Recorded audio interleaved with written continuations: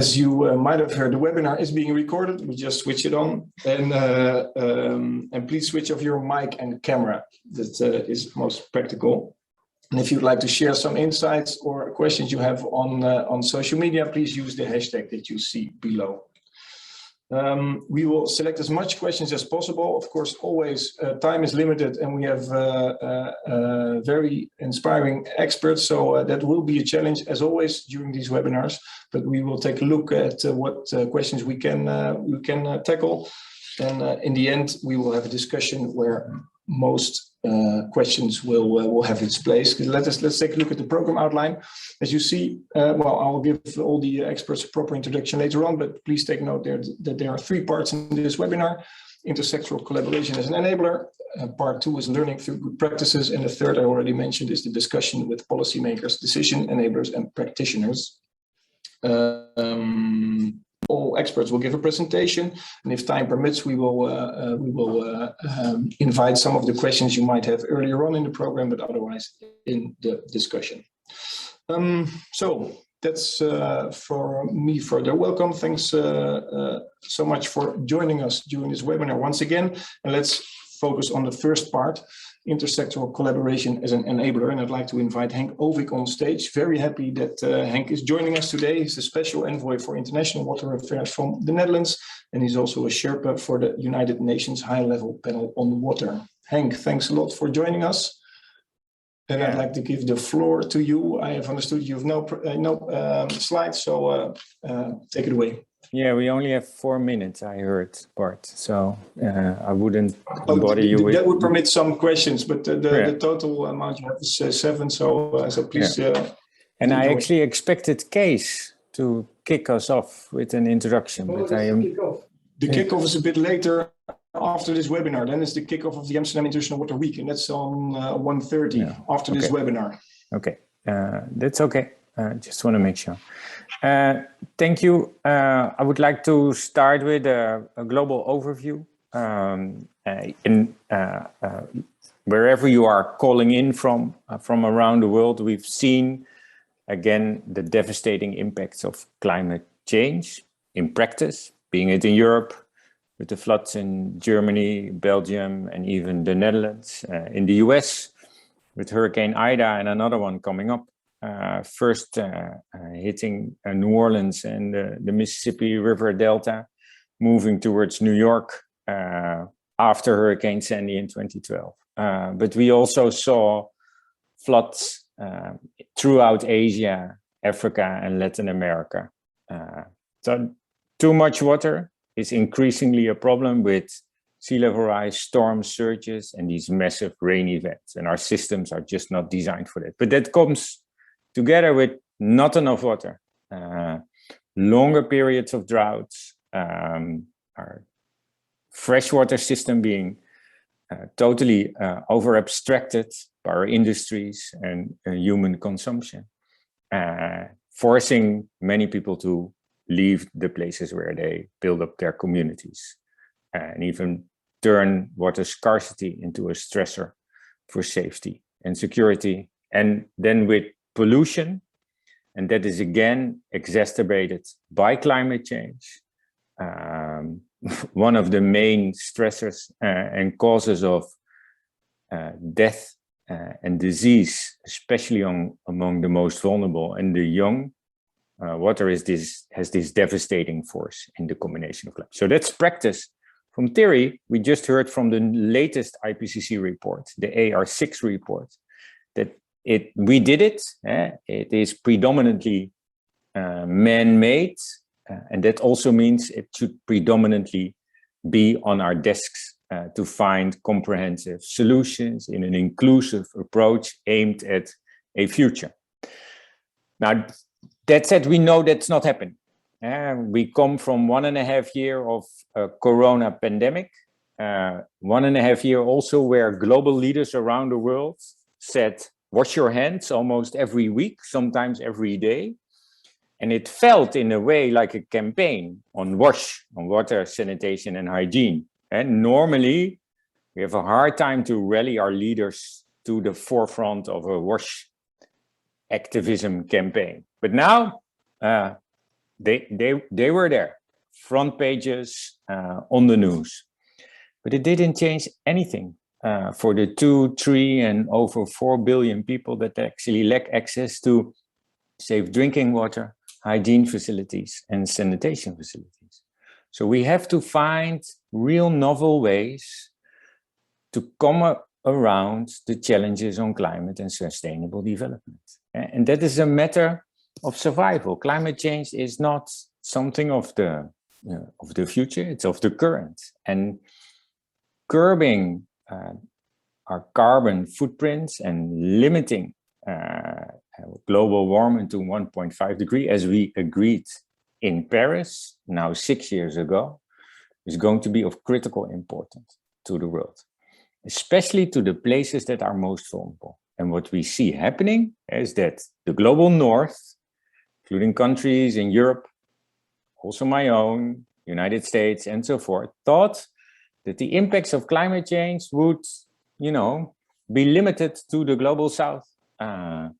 But that is not the case. The Netherlands, as are many of these developed countries, are on the top list of global vulnerability when it comes to climate impact. So limiting climate change to 1.5 degrees is not only a matter of survival for the most vulnerable, it's a matter of survival for all of us. Now, with the footprint that these developed countries have, there is this global country overshoot day that tells us that if the world would live like the United States, then March 14, we would have been out of resources. If the world would live like the Netherlands, April 27, and that is a non-sustainable future. I want to reference the IPCC report from 2019, which is called Climate Change and Land. And that report tells us that 99+% of everything we do, everything we invest, everything we put in place is increasing climate change. And the second pillar of that report tells us that how we do it, so the way we develop our communities, our economies, our agriculture, our industries, our infrastructure, is making us more vulnerable because it is in the wrong places that are already vulnerable, destroying our biodiversity, that actually could be our best first line of defense in the context of sustainable development and climate change. So we make it tough for ourselves. And that starts with, you could say, vested interest, practices from the past, the way how we do it, outdated policies, where they show that there is a business case for the infrastructure. In my popular words, it is stupid, it makes us more vulnerable. And we have to find novel ways to come around, embrace all 17 Sustainable Development Goals and the Paris Agreement and say, we have to become far more proactive. We have to look at the future, embrace the future, and connect across these SDGs that future for inclusive, comprehensive, and sustainable solutions that we need to bring to scale. Now, water is critical for that. Water connects social, economic, cultural, and environmental values. And if we understand that complexity systemically from the source to the sea in our economies and river basins, and we find ways to work with everybody at every level to develop those solutions, and you will hear many examples in this webinar on those solutions coming from example at Chennai through the Water as Leverage program, there you'll see. Then you find in the context of this long-term approach, this future orientation, those solutions that tick the boxes, those solutions that spark change. But with one step, we're not there. We need scale. And knowing, going back to the IPCC report, that it is only in the 1% that we find salvation, that we find happy stories, and the world is really focusing on those solutions that really matter. It is a matter of how can we bring them to scale. And the world is in dire need, investors, public and private, in dire need of sustainable blue-green pipelines of projects. So not a pilot alone, but the pilot as a kickstart for a sequence of projects and interventions, a kickstart for developing a program, and the start to drive that program into a pipeline that really can help us navigate and change course. We need scale and mass to change course, to turn that 1% of innovative solutions to 5, 25, and then 100. I think the solution here lies in a couple of things. One, collaboration, really focusing on the process, on the people from the bottom up, really starting in those community, but connecting all stakeholders to that community level to let everybody understand that this is where change can happen with nature-based solutions, developing resiliency and sustainability, but also finding then the opportunity to scale. So the ground up, future-oriented, that long-term perspective is of critical importance, comprehensive and inclusive and sustainable, innovations that showcase that it is possible what needs to be done, and then bring it to scale. Now, with that, I almost end, because this is tough, because you fight against the existing lock-in. So you have to create space. And in academia, we call this soft space or a safe space. You need time and space to have the capacity to invest in each other. And that demands will and nothing else. And I'm pretty sure with the people we have in this webinar, there's a lot of will and ambition. And there will be many examples showcased that show that what needs to be done can be done. And in the words of Secretary General Guterres, I conclude, this is a time of science and solidarity. The science comes with wisdom and the practice and the data and the proof that it is possible. And the solidarity builds on this foundation that we should leave no one behind. Thank you, and I wish you a great webinar. Thanks a lot, Henk Oving, for this inspiring introduction and the broader context in which the topic of today takes place. And let's hope that the good practices that we will learn about later this webinar are indeed the novel ways that we are looking for, as you mentioned. So thanks a lot, and please stay with us for the discussion and possible questions afterwards. But first, for the second speaker of this first part, I'd like to give Oriana Romano the floor. She's part of the OECD Center for Entrepreneurship, Water Governance and Circular Economy, Urban Policies and Sustainable Development Division. Oriana, welcome. Thanks very much for joining us, and the floor is yours. Thank you very much, Bart, and to the organizers for having me today. It's a pleasure for me to contribute to this discussion and to these opening sessions.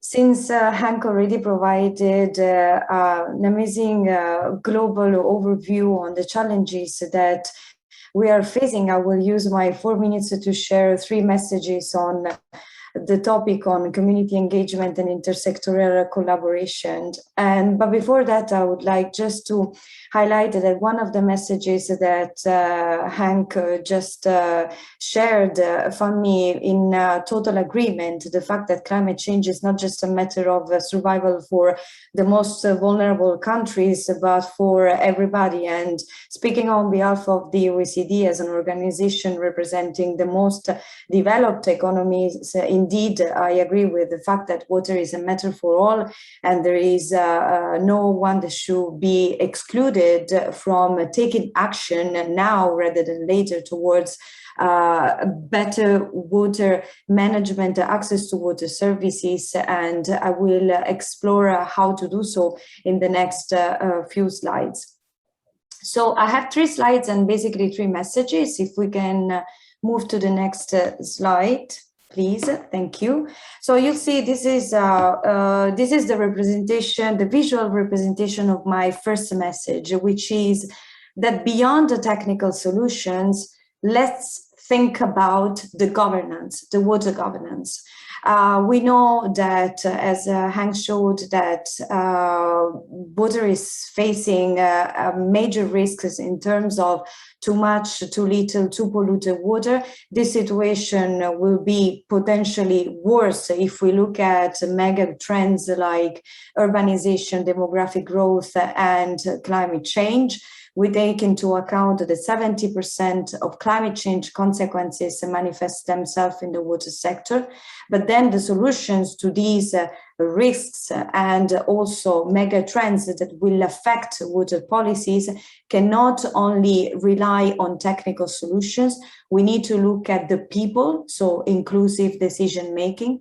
We need to look at the policies, and we are talking here of linking blue, green, but also brown agendas. And then we look at the places, so doing policy making at the right scale. Cities, basin, and urban and rural areas should also be linked. First message. Second message and second slide, please. In terms of community engagement, my message here, as a result of several studies, and in particular, you find the cover of this report, Stakeholder Engagement for Inclusive Water Governance and the OECD Principles on Water Governance. The message is that it's important to reach out beyond the usual stakeholders. The engagement needs to reach out local communities, indigenous people, women, young people, in order for the policy making to be inclusive. The engagement process should ensure accessibility. So we know that there are several layers of stakeholder engagement, from communication to collaboration to partnership, but it's important to hear the voice of everybody and avoid the consultation capture, and even adjust as need be in terms of how to adjust to the different targets and the different stakeholders, and how these can contribute to the decision making. For example, one of the studies we carried out in the Netherlands found out the important role of property developers as stakeholders for coastal adaptation. In another study, we found out the important role of water, women for water. For example, the case of Portugal, in which it's not just about making sure that various targets like women and young people are included in decision making related to water, but they also take their own decisions. So they represent a community, and they have a political weight in all of this. They are not just implementers, but they can themselves be more active in taking decisions. For the next slide, I will share my third message, which is think in systems and not in silos. This is a visualization of our OECD Blue City project, which is based on something that we call a risk-proof and integrated approach. Because when we look at blue cities and their link with the blue economy, for example, we have to take into account resilience, and how to integrate the water policies with a number of economic activities, since there is no economic resilience without water resilience, and this is for sure. We need to take into account the inclusiveness, so to protect local jobs and integrated water policies, for example, in urban housing policies, and here we see the integration. We need to think in sustainability terms to integrate a nature-based and green infrastructure solution in land planning, land use, and water are extremely connected, and that's why we need to think in terms of connection between the blue and the green, but also the brown agenda. And then in terms of circularity, it is important to link water with waste policies, for example, to manage plastic residuals, create new materials from waste, but also to avoid all the water pollution which is actually land related. I stop here my presentation. It's at the end of my 4 minutes. Just on the next slides, you have a series of reports that might be of interest, and I'll be happy to share links and further information in the chat. And in the next slide, you have my email address in case you wish to discuss further and continue this discussion offline. Many thanks for your attention.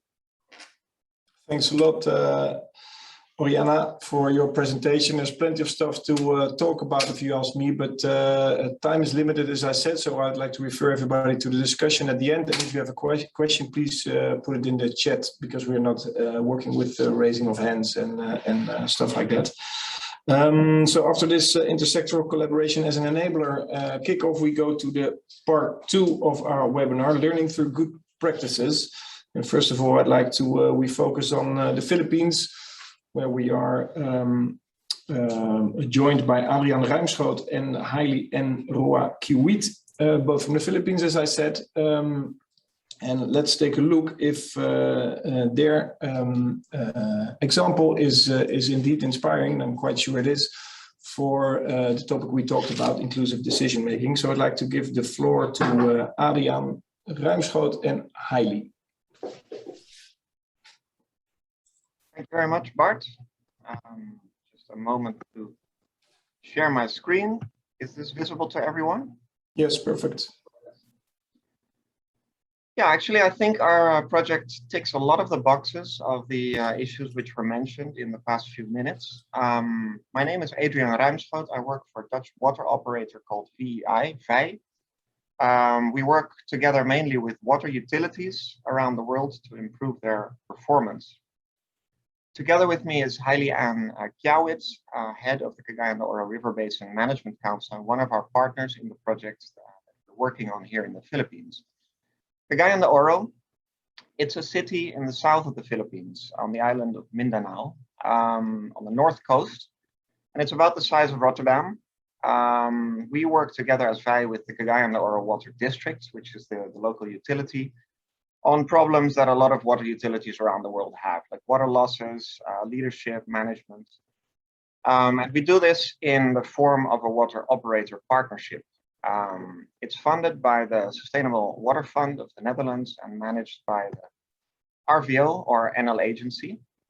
Now, looking at the map, it's not just the city that is interesting, although that is where our focus is as a water company, but it's also the river basin. You see it here with rivers coming from the mountains and the river mouthing in the bay where also the city is located. And in 2011, there was a rather devastating flood called Tropical Storm Sendong. It led to a huge devastation. There were almost 1,500 deaths. There were 40,000 people who lost their houses. And the water utility was heavily damaged because a lot of this infrastructure is located directly next to the river. You see here that square in the middle of that third picture is a production well where they are sourcing their water. So the water supply in this dire situation of the disaster was also out for 3 weeks.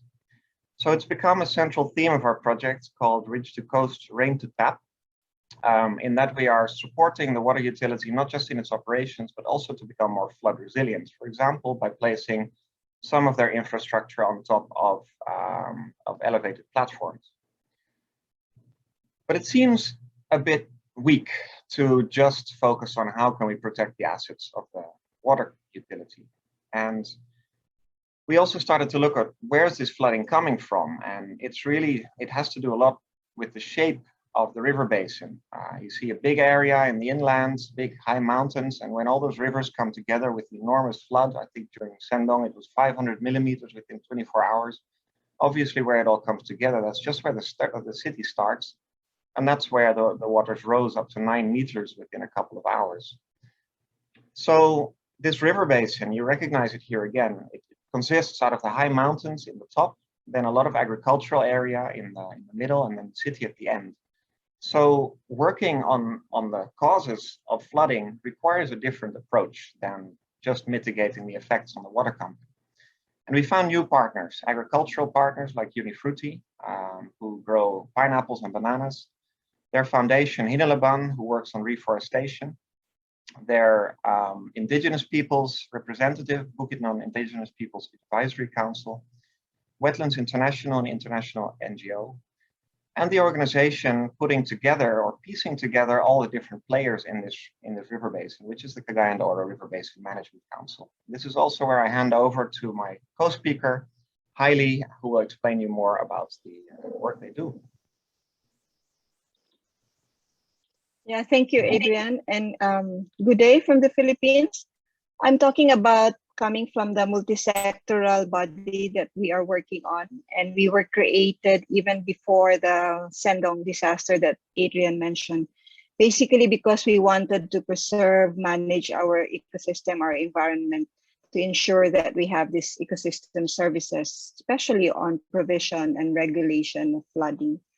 So we are a bottoms up and also top down way of membership. Next, please.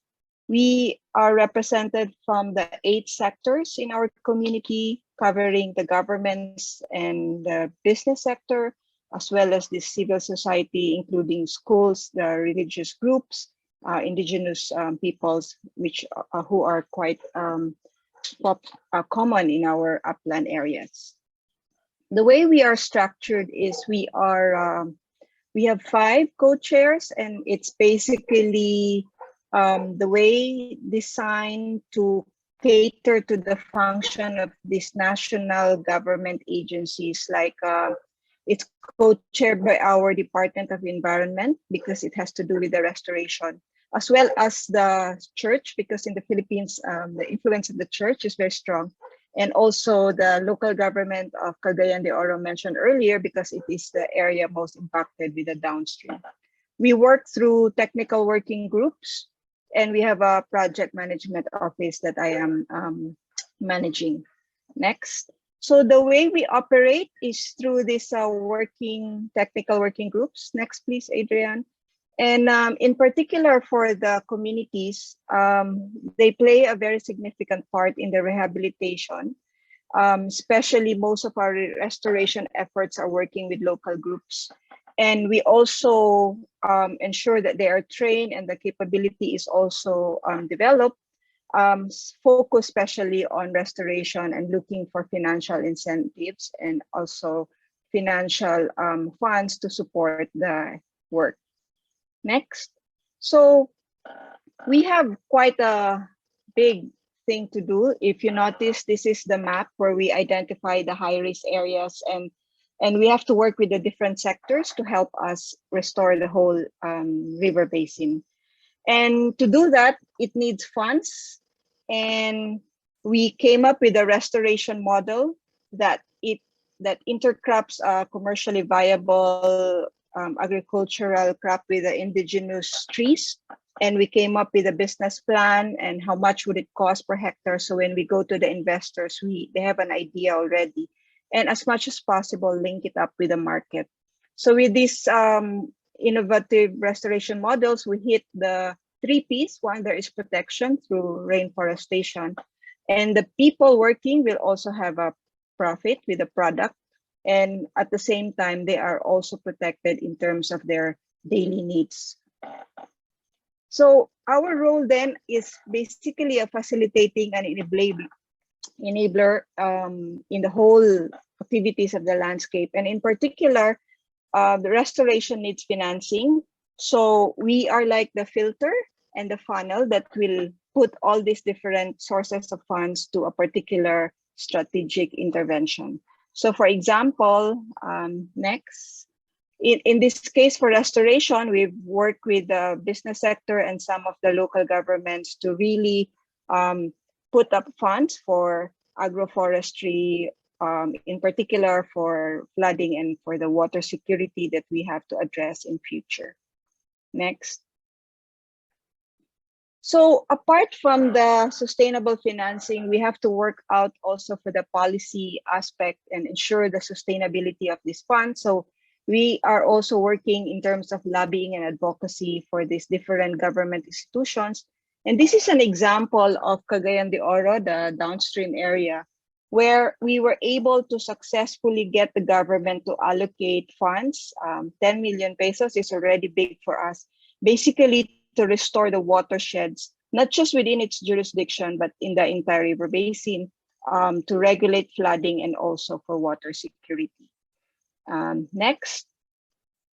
Apart from that is we are also, as mentioned, working with the business sector. And in particular, this is an example where the water district that Adrian mentioned earlier, we were finally able to convince them that since their business is really on water, they have to invest as well on the restoration, especially on the watersheds where the waters are being pumped or where the production wells are. So the water district has allocated 4 to 6 million to restore the watersheds, because in the end, we don't want to experience again what was mentioned earlier. And hopefully these efforts will reduce flood and the erosion and prevent further disasters. Next. So where we are now is we're starting just this month. We are going to start with the interactive decision support tool, because it's easier for us when we go to talk to the different investors, when we have this to show how much are we in terms of scale.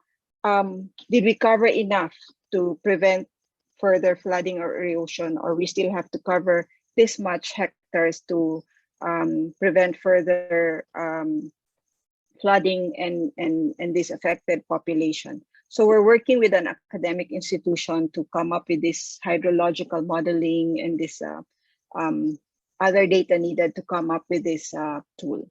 And lastly, we are, as mentioned, we were created in 2010, but we're quite loose. No, we're only based on a legal agreement MOU, but I think there has been a recognition of our efforts. So a politician has put in the pipeline that there should be a river basin management authority, and it's now pending as a House bill, which is good, because then it, instead of just a multi-sectoral platform where other communities and people can raise their concerns, we would have more policing power, more authority, and more supervision, especially also budget to work it out in terms of our management plan. Thank you. And I think this is the last slide. Thank you for listening to our work here in Southern Philippines.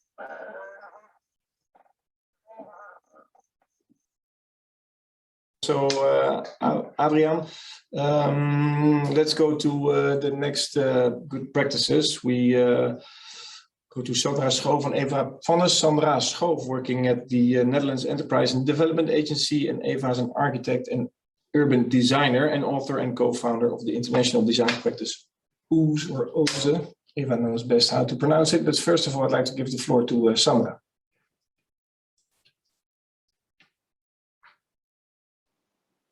Thank you. Thank you very much. Very honored to be here as a speaker. I would like to tell you something about the program, Water as Leverage for Resilient Cities Asia.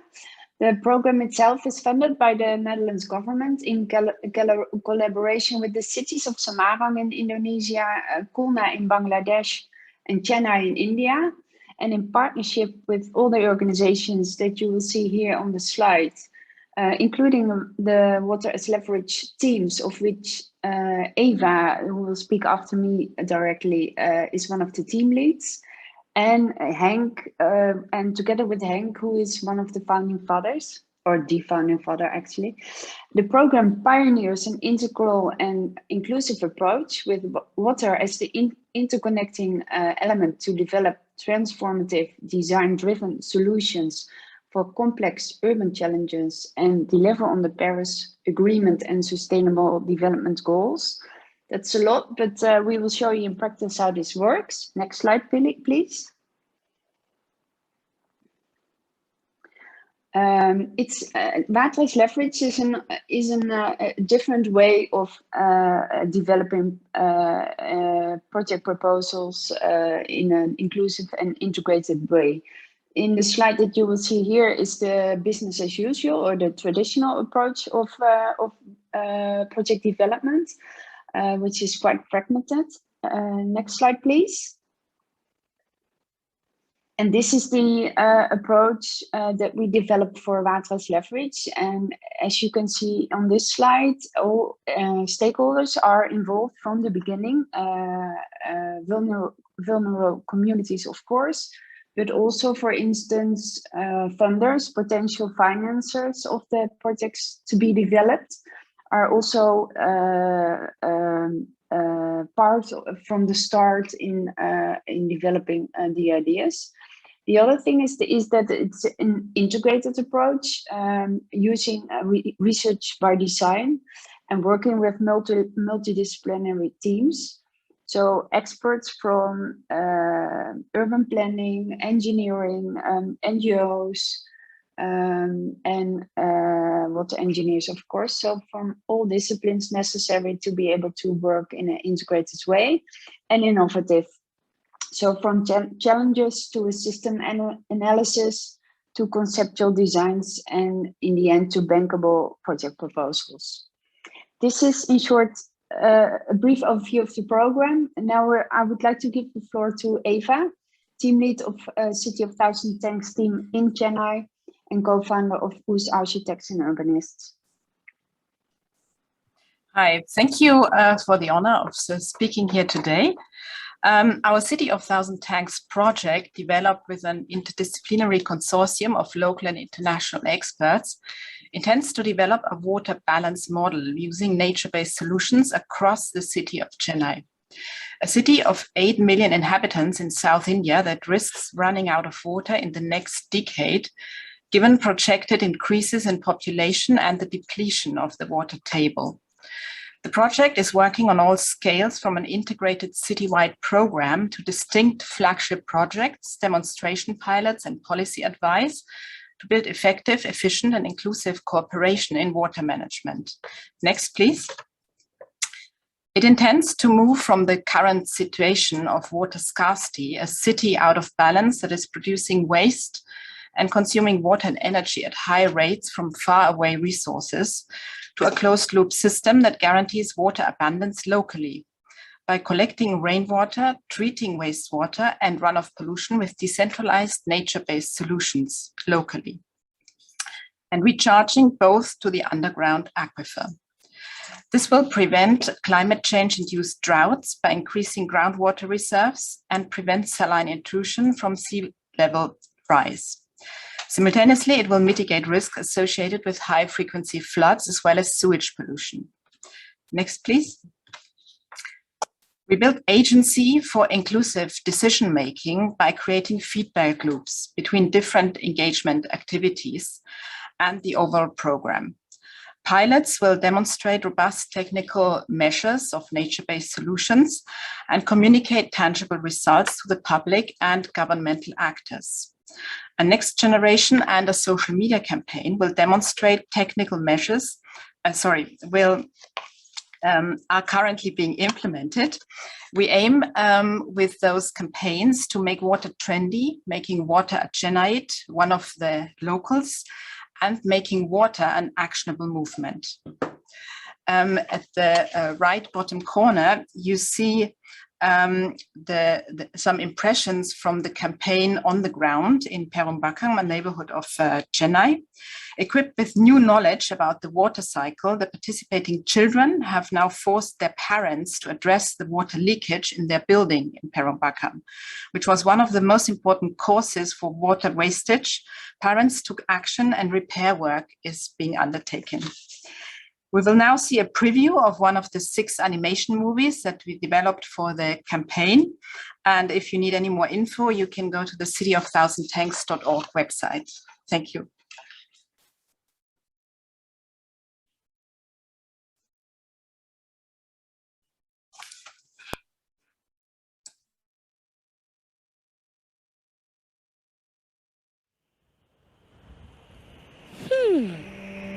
On one hand, we lack access to water and the ground is dry. On the other hand, water is wasted, splurged, and even polluted in many ways. Yet we know all these actions are connected. But how do we change this situation? Building awareness is extremely important to unlock the possibilities in Chennai. That's why the City of Thousand Tanks focuses on local engagement and participation. No change is possible without the community coming together as a whole. I imagine all of us coming together and doing our part for restoring nature in Chennai. If all of us do our bit, we can slowly replenish Chennai's groundwater resource. Our goal is simple: treat and recharge at source. Yes, change isn't always easy, but having a common goal helps. That's why City of Thousand Tanks advises first to start from multiple locations at a small scale and then gradually build up efforts. Imagine a green and blue landscape of Chennai dotted with 1,000 inner tanks. So, how do we bring people together? The City of Thousand Tanks team has so far conducted several events like festivals and workshops. They have worked with everyone in the city, from children in vulnerable communities all the way to officials in the government. The leave no one behind approach. It is important that we come together as a city to implement these projects in our backyard. Let's all pledge for this change. Do you have any questions? We will be glad to answer them. Write to me at info@cityofThousandTanks.org. Every tuli counts.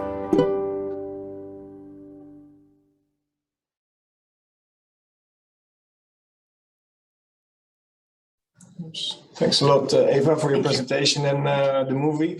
And thanks a lot also for the questions we have received so far. Thanks, Henk, for reacting to those. Please keep your questions coming. It's a bit of a dilemma, of course, but we have plenty of stuff to tackle during the discussion in a few minutes.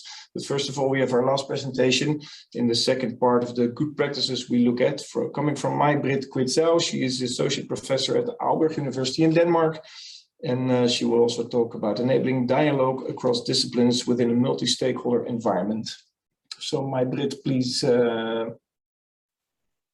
Yes, thank you. Yes, there you are. I am here. Yeah. Yes, thanks a lot. Thanks for being able to present this very interesting example we have. And this example will come from a European context, since it's a good collaborative practice that we have been working together with the Aarhus municipality from Denmark. And our perspective has been very much on how to add value through climate adaptation. Yes, next slide, please.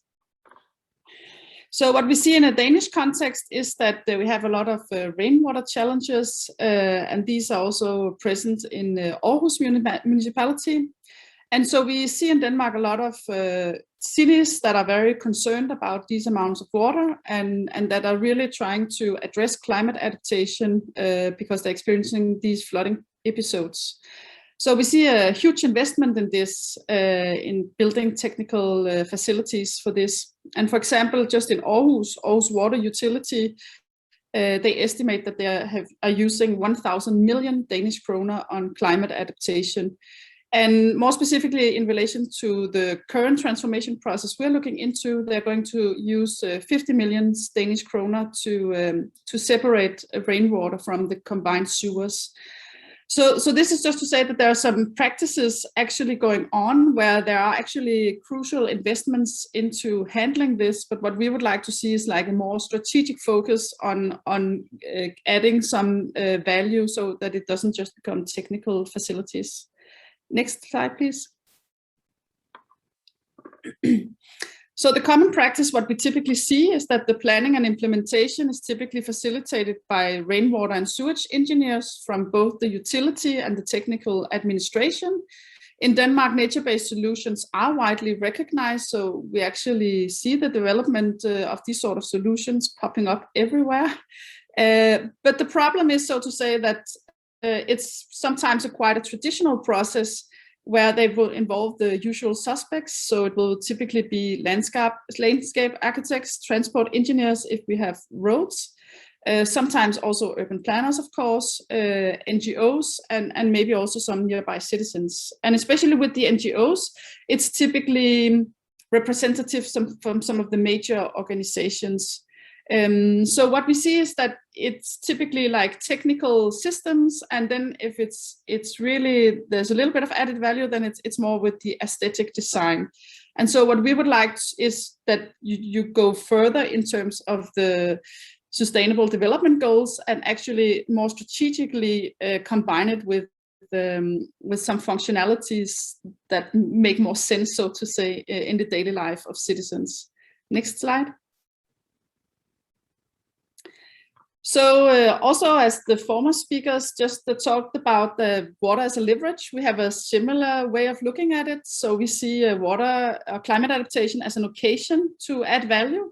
So what we typically see is that a lot of departments in the municipality, they would like to make cities better, but they don't have resources. But here in the technical department, they actually have resources to invest in developing the city. And we're especially impressed by the utility company in Aarhus because they're going to dig up all the neighborhoods in Aarhus, as you can see on the picture, how that will look. And they themselves are asking themselves, why can we not, when we re-establish this, why can we not do something to add value? So Anne Lausten, who is the climate officer in Aarhus Water, the utility company, she has this thesis that we use a lot of money on this and the citizens invest a lot of money. So why can we not get more out of it? So could we not give more back to the city than just 2 manhole covers? Because that's what's going to happen if they make mainly a technical project, because they will just then make pipes for the rainwater. The issue that we see is that the technical administration are the ones that are project leaders, and they actually do not know how to add value and to make a process where we can make value creation. So I think that that's really an important element to remember, that some of these practitioners, they actually have a certain knowledge and certain practices, and we actually need to help them to develop new sorts of practices. Next slide, please.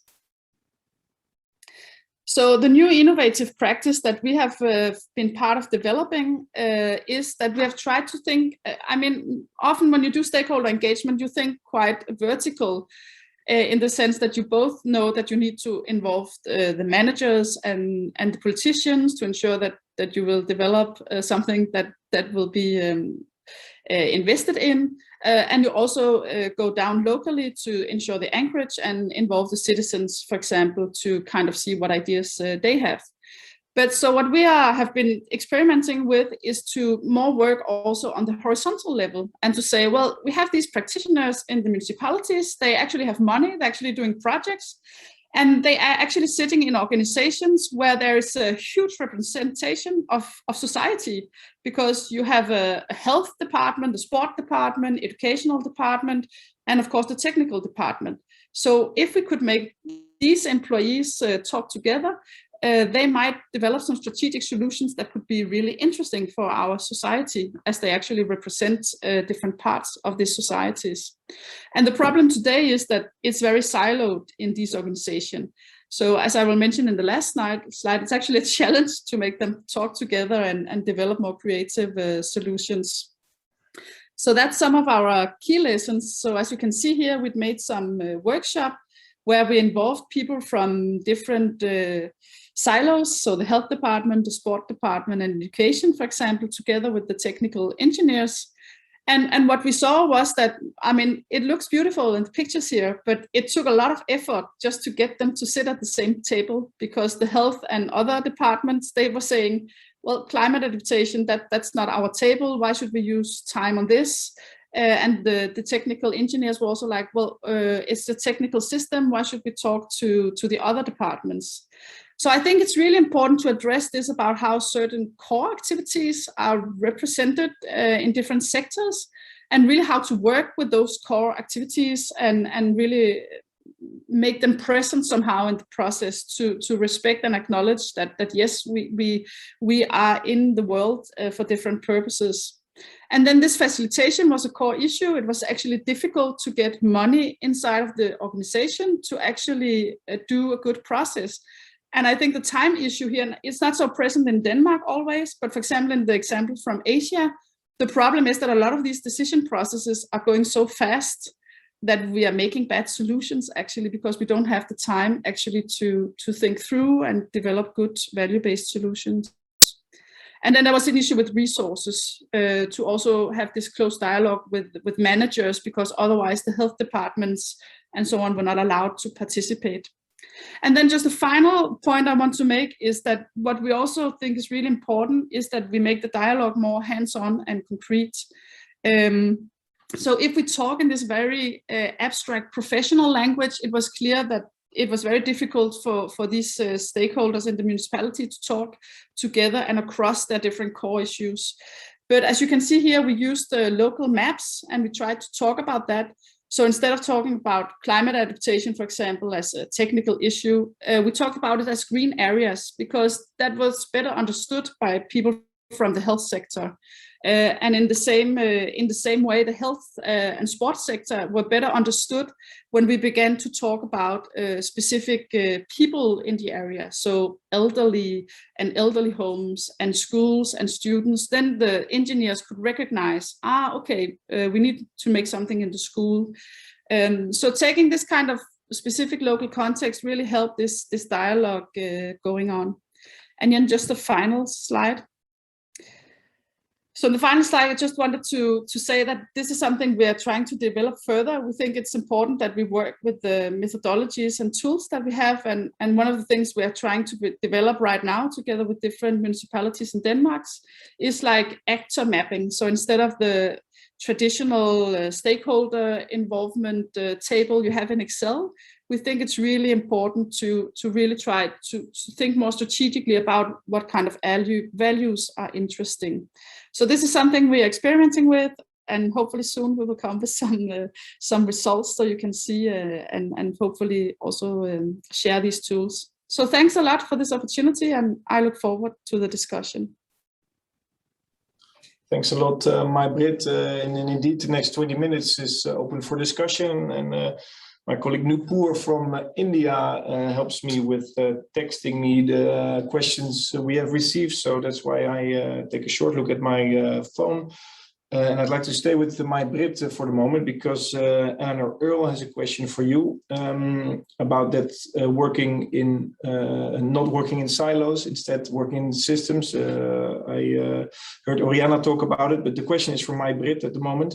When many institutions work in silos, it is easy to see how concrete or grey solutions have dominated. How do you think we can best unpick these established processes at pace, particularly when many individuals or organizations are benefiting from business as usual in some cases? Could you reflect on that, please? Yes, thank you. It's a very interesting question. And yes, it's definitely like the main problem that we have these like established ways of thinking. I think, for example, coming from a university, I know it might be a more long-term answer, but I think actually changing the education of those that we educate. So, for example, we are educating engineers at our university, and we're trying to develop engineers that don't see sewage systems only, but actually can work with nature-based solutions and also have project management and stakeholder engagement as part of their curriculum. So I think that's really a way to change, like in a more long-term perspective. And then, of course, we need also to change some of the practices inside of this system. And I think it's important. I understand what Henk said about it's difficult with the long-term perspective, but I do think that pilot projects are really important, because those are the places where we can kind of interrupt and try to develop new things. And there, for example, as a university, we do this kind of action research, where we try to help the municipalities develop new sorts of methods and so on. So this kind of triple helix is really great, where we can get into practice and actually challenge. And then I agree that we need to think about how to upscale it. So that would be my kind of easy response. Thanks a lot. I see, Henk, that you would like to add something to this response. Yeah, thanks very much, Bart, but definitely Mai-Britt for your excellent presentation and the work you're doing. I'm totally not against pilots. I think we need them. We also need the environment in which we can create pilots. This is what I meant with the need for soft and safe space for people to overcome lock-ins in society, distrust, to build a type of capacity. What I find, because I also work with the institutions, is that pilots are often an excuse to not change. So you do a pilot here, you're very happy. You do a pilot there, you're even more happy. But it doesn't lead to the change of policy, practice, investment opportunities. So if the pilot is not the first step towards real projects, programs, and pipeline, then the pilot itself is valuable for a community where you develop it, but then it doesn't lead to the change. So it really demands a level of consistency, continuity, and commitment to take a pilot to a next stage. But we need the pilots. I'm totally aware, because we need that type of innovation, the type of collaboration, the type of safety to develop something that is novel, that is aimed at that future. But it also demands that, from any capacity across institutions, professionals and individuals, we have to embrace those pilots as springboards, as leverages for the future we seek. So just to add to your comment. Thanks a lot, Henk. Going back to May-Britt for a final time for this topic, and then I have some other questions in store. Yes, so just very shortly, I think this value addition is really important also in relation to the pilot projects, because what often happens in pilot project is that you have an amount of money from the outside and then you bring that in, and then everything is very easy because everything that's difficult will be handled by this external amount of money. So if we do pilot projects, I think we need to do them on the conditions that are present within a municipality, for example. They need to find the resources, and that's where the value addition comes in as a leverage, because if you can do something where municipality will think, well, this is really important for us, then they will do the investment. And I think that's kind of a key driver as well. So that was just to add that. Thanks a lot. Let's go to a question from Sandra de Vries to Eva about your presentation in Chennai, inspiring stuff. She would like to know more about how you engage the community. In what way are they engaged? And taking that maybe one step forward, the question for myself is, how do you include the groups that are not maybe organize themselves, maybe the more vulnerable people in urban regions or wherever, or Chennai, of course, a huge urban region. How do you make sure they are all engaged? Yeah, thank you for that question. In our project, we included culture and social engagement from the beginning. So we work with the Goethe Institute as one of our partners, but also the IRCDOC and the Orabogal Social Welfare Trust, which are deeply engaged in several communities. So with them together, we developed this campaign. And I think the overall goal, we could say that we identified sort of the need for a new age of enlightenment, if you want. You can only want something if you know it exists. And we know as a feedback from working with those communities that it is important that we showed in the beginning of the program that people can coexist with the rivers, that expulsion is not a necessary fate, but there can be coexistence. And in this phase right now, where we promoted water ambassadors on different levels. So we went into the communities, we identified child-friendly trainers, which are experienced in working with children, for providing on-site skill trainings based on the different interests of the children. First, children start to understand issues related to water, and they have some very interesting feedback, which is actually very immediate, that this is what they always thought we should do, somehow collecting rainwater. They always thought we should do this. And then we identified different skills based on, we did model making, we did painting workshops, dancing, poems, so different ways to express themselves and to express to their parents and to their community what they've learned about this issue, and then identify possible solutions for these issues locally that they can immediately take on.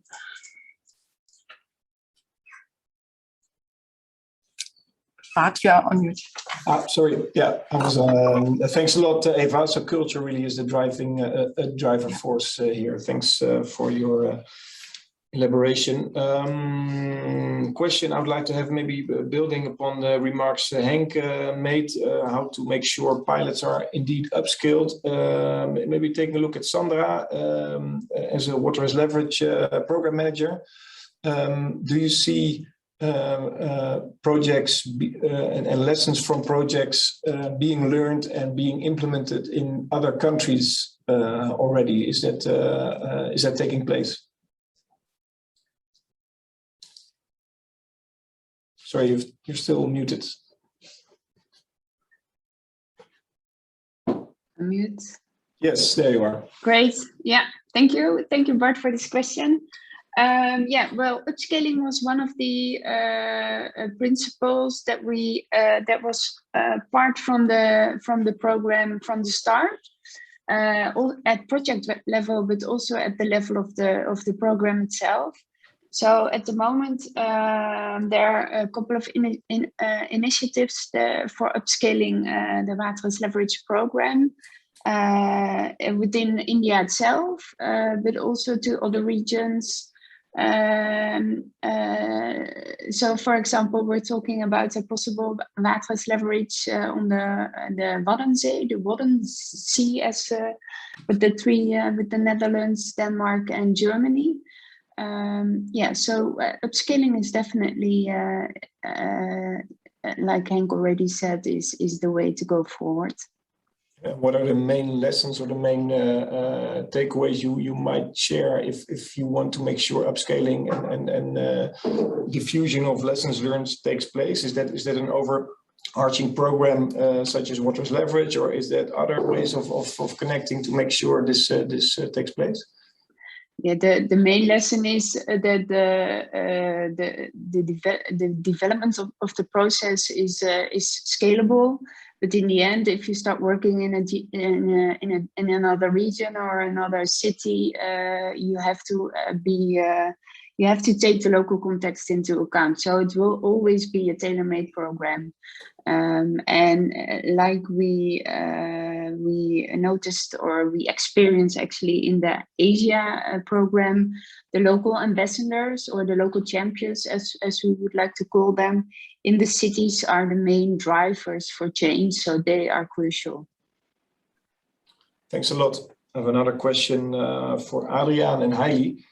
So our focus is back again on the Philippines. What are the implications of implementing at scale versus pilot or small scales? I see also now that Adriaan is already answering in the chat, but maybe you could take it to the verbal level, Adriaan or Hailey. Sure. Well, also in our projects, upscaling has been considered since the start. So if you look at upscaling, you can really identify different levels. Of course, there's upscaling of restoration efforts within the river basin itself. If we just reforest at a small scale, like through this project, for example, we're funding reforestation in 165 hectares. Now that's a lot of football fields, but on the scale of the whole river basin, it's almost nothing. So it will not change the flood vulnerability of the river basin. It can be used to show how reforestation can be done in a sustainable way, in a way that will be future-proof, and to show other stakeholders how they can also perform their reforestation. So the upscaling on the internal scale of the river basin is very important. But we don't want to leave it just at that. We also want to share the lessons learned from the Cagayan-Oro River Basin Management Council, as Hailey has presented, to adjacent river basins, other river basins in Mindanao. They have a comparable institutional setting, they have a comparable geographical setting. So a lot of these lessons learned are very applicable. And if we develop a decision support tool based on a hydrological model, why not replicate this in the next river basin next door and the one next to that? And we have a series of workshops planned in which we will invite participants from other river basins, river basin management councils. We even have a few larger conferences planned. It will all depend how COVID continues, because right now, well, things have become digital. The whole whole setting of upscaling and sharing lessons learned is also very different. But it is part of the concept to go at least to a national level. And the good thing is that the approach in the Cagayan-de-Oro River Basin Management Council is being recognized even at a national level. There are 18 major river basins in the Philippines. The one we work in is one of them. And the River Basin Control Office, which is the national level government entity, is taking a notice and is inviting us to share lessons learned also to those other river basins. So there is some perspective there. The last level, of course, is international, and I think that's also the most difficult one. Sessions like this help, but yeah, telling a short story in 15 minutes is, of course, not yet the same as replicating. Hailey, do you have anything to add to that? Yeah, just to add another perspective on scale, as mentioned, we are mostly in the piloting stage, demonstration sites, and this has been worked with mostly Netherlands funding from IUCN Netherlands. But we've realized that we cannot rely on external grants. That's why our modality now is to work with a business community that's there on our river basin, with the community and with the government to scale up, not to depend on outside funding source. Thanks. Thanks, Ariane and Hailey. Taking this one step further to the OECD context, Oriana, can you maybe share some recent developments spearheaded by national governments under the aegis of OECD, especially in collaborative projects? So we're talking about this scaling up. How can these ideas and practice be scaled up, in your opinion? Sure, thank you very much for the question and so far for this very interesting discussion. Indeed, there are several forms of community engagement, and I agree from experience in several OECD countries on the needs of starting up through pilots and experimentations, but then also scaling up, so to making sure that there are lessons learned from these experiments that can actually be used, even though, of course, they have to be applied to different contexts. So one example that crossed my mind while the previous speaker made the point of this different context is the National Water Management Pact in Brazil. We have been working with the National Water Agency for several years now, and basically an initiative that could be of relevance here is this pact that the federal government did with all the 27 states, for which they have engaged with different stakeholders, so from the utilities to the river basin committees and so on, to have an understanding of what were the missing institutional conditions for improving water governance as a means to an end, so management of water resources, and then how to build collectively a system whereby all the differences also across the states could be reduced. And one of the lessons learned from this experience is that, well, of course, it is important to engage, but it is also important to develop capacities, so to build different capacities, and not only from a technical point of view in terms of hydrological capacities, but also really to manage data, apply a systemic view to planning, implementing the planning in a way that stakeholders can be engaged and so on, so technical and non-technical capacities. And also, if there are financial incentives, is also something that in some cases, of course, are of huge help in Brazil, especially because there were some states facing economic difficulties. So there was this financial incentive mechanism called Project Stau that was given over a period of 5 years, really to reach the goals. So it's a fund based on conditionalities, so that is used for reaching a certain target. And I think that this was a useful experience, also inspiring for different countries that are engaged with different stakeholders to build capacities, but also to reduce also the differences within a certain country. Thanks a lot. Oh yeah, thanks. We're going towards a conclusion of the discussion, but not yet. Taking a final question from Hans Olsthorn. To what extent does river-based management interfere with the financial interests of landowners and priority institutions? Sometimes it is better to clear buildings from the riverbed, and that might interfere with these interests. Who can I maybe really looking towards the practical people representing practical examples to answer this question? Fabian and Hailey, or maybe Eva? I'm willing to give it a go. Please go ahead. Looking in the Cagayan Oro case, in the flood that was here in 2011 it was really incredible. I mean, the water went up 9 meters in the space of a few hours. So it raised everything. Complete neighborhoods of the city were taken away. So I think the water showed us that there were areas in the city where nobody should have built.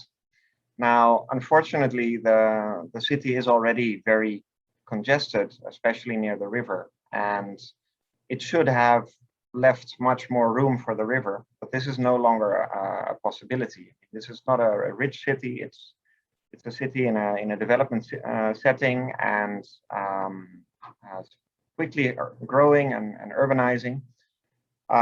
So what the government has done, they've hired Japanese help and financing, and simply started to build an enormous flood wall towards the fringes of where the urbanization stopped.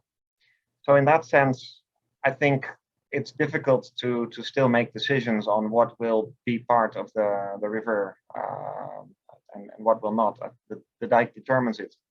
But if you look more in the upstream, and I think that's also where our project is more interested, there is, of course, a very clear interaction between financial interests of stakeholders and the hydrology. I mean, if all the pineapple growers grow only pineapples and they have all their pineapples in vertical rows, enabling the water to run down the hill as quickly as possible, that doesn't help when there's a big flood. But if they're willing to change their way of cropping, putting them horizontally in contour lines, interspersing them with trees or bushes every 50 meters, it's going to affect their operations, but it will definitely be a huge improvement for the hydrology. And these are the discussions that we want to have with these landowners on their financial interests to compare, you know, what's the loss for the city if we lose another lots of people compared to the profits that they're making on their. Okay, thanks a lot. On a very final short note, I'd like to give May-Britt the floor, really short, and then I'd like to conclude the webinar. Yes, thank you. I just wanted to mention we have some river basins in Denmark where we have also worked with this with the landowners, and it's definitely a big problem to address this. And it's also sometimes you think of a farmer as a special that they're only concerned about agriculture, but what we see is that sometimes the estate goes back several families, and so it's not only financial but also actually in terms of feelings for the land and so on. So these are really important issues to address. Thanks a lot. Well, duly noted. Thanks a lot. Thanks a lot for everybody joining this webinar, the fourth in a series of 4. And a special thanks, of course, to all our experts who shared their insights either via presentation or in the Q&A section. Thanks a lot to all of you. My concluding remarks would be that the Amsterdam International Water Week takes place from 1 to 5 November. The program is online and registration is open, so please take a look at our website. And as was already mentioned, the kickoff of that Amsterdam International Water Week takes place in 15 minutes, 1:30 Central European Time. Henk Ovink will join us there as well, and Kees van der Lucht, the program director for the Amsterdam International Water Week, will kick off that session, and it is open to everybody via the same link of this Zoom call. So if you're interested, take a short walk, grab a glass of water, and join us again at 1:30. This is it for now. Thanks a lot again for joining us in our webinar, and I hope to see you back again during the Amsterdam International Water Week. Thank you. Thank you.